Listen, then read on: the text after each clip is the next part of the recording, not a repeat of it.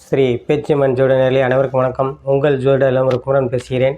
2025ஆம் ஆண்டு பங்குனி மாதம் கடகராசிக்கு உண்டான பலன்களை இங்கே பார்ப்போம். கடகராசினர்களே, பங்குனி மாதம் ராசிநாதன் சந்திரன் 10ஆம் இடத்தில் இருந்தாலும் அஷ்டமச்சனி உங்களுக்கு தொடர்கதையாக இருக்குது. நான் அஷ்டமச்சனி எல்லா இதுலேயுமே உங்களுக்கு முடிஞ்சிருச்சுன்னு சொல்கிறாங்க. ஆனால் திருநள்ளாறில் சனி பகவான் பயிற்சி விழா அறிவிக்கும் போது தான் இந்த சனியுடைய பயிற்சி விழா. இந்த அஷ்டம சனி இந்த முடியலை உங்களுக்கு. 2026ஆம் ஆண்டு மார்ச் மாதம் தான் பயிற்சி ஆகிறாரு. அது வரைக்கும் கிடையாது. ஆனால் அது கிடையாதுனாலும் சற்று ஆறுதல் கொடுக்கும் உங்களுக்கு. சனி இன்னும் 1 வருஷம் தானே இருக்கிறாரு. 1 வருஷம் இருக்கும்போது போகும்போது உங்களுக்கு நன்மைகளை செய்வார். சிலருக்கு பல கஷ்டங்களை கொடுத்து தொல்லைகளை கொடுத்தவர்களுக்கு புறாமே சக்கையாக புழிஞ்சவரை புறாமே இப்போ ஒரு தெளிவுபடுத்தி அவங்களுக்கு ஒரு நல்ல பாதையை காட்டுவார் சனி பகவான். பாதையை கட்டுவார்னா எப்படி?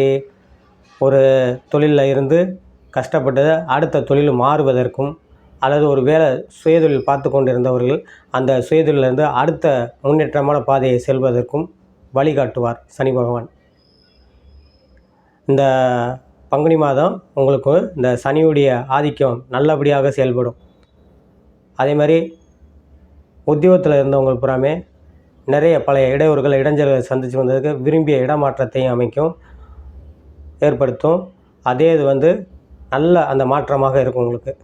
அல்லது சம்பள உயர்வு, பொருளாதார மேன்மை, ஏற்கனவே பணங்காசு வர வேண்டிய பணம் பாக்கி அது புறமே வசூல் செய்யக்கூடிய அமைப்பாக இந்த மாதம் இருக்கும் பங்குனி மாதம். இந்த பங்குனி மாதத்தில் நிறைய, அதாவது காவல்துறை, மிலிட்ரி, அரசு சம்மந்தப்பட்ட, தனியார் துறை சம்மந்தப்பட்டது, தனியார் துறையில் சம்மந்தப்பட்ட வேலைகளில் நீங்கள் இருப்பவங்க, ஐடி ஃபீல்டு, சாஃப்ட்வேரு அல்லது ஏதோ ஒரு துறைகளில் இருப்பவங்களுக்கு அனைத்தும், இல்லை எலக்ட்ரானிக்கல் சம்மந்தப்பட்ட துறையில் இருப்பவங்களுக்கு புறமே வருமானம் எந்த அளவுக்கு பற்றாக்குறையாக இருந்ததோ அவங்களுக்கு புறமே நல்ல முன்னேற்றங்களை ஏற்படுத்தும் பங்குனி மாதம். அதேமாதிரி படிக்கும் மாணவர்கள் இன்னும் ஓராண்டு வரைக்கும் சற்று கவனமாக படிக்க வேண்டும். படித்தால்தான் நல்ல மார்க் எடுக்க முடியும். உயர்கல்வியும் படிக்கும் மாணவர்களும் நல்ல கவனமாக படித்தால்தான் நல்ல அரியர் இல்லாமல் தப்பித்து கொள்ள முடியும். அதேமாதிரி வெளியூர் சென்று படிப்பவர்களுக்கு போக்குவரத்தில் கவனமாக இருக்க வேண்டும்.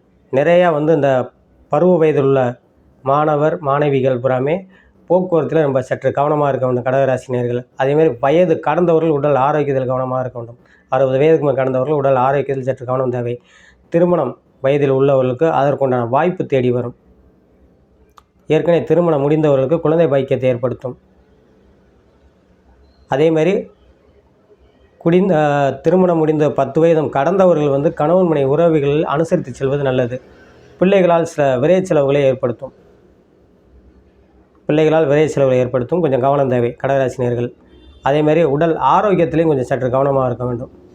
மற்றபடி வருவாய் எந்தளவுக்கு வருதோ அதற்கு தகுந்தது போல் செலவினங்களை ஏற்படக்கூடிய வாய்ப்பை ஏற்படுத்தும். அதனால் அந்த வருவாய் வருவதை பார்த்து அதற்கு தகுந்தவாறு உடல் ஆரோக்கியத்திலையும் சற்று கவனமாக வைத்துக்கொள்ள வேண்டும்.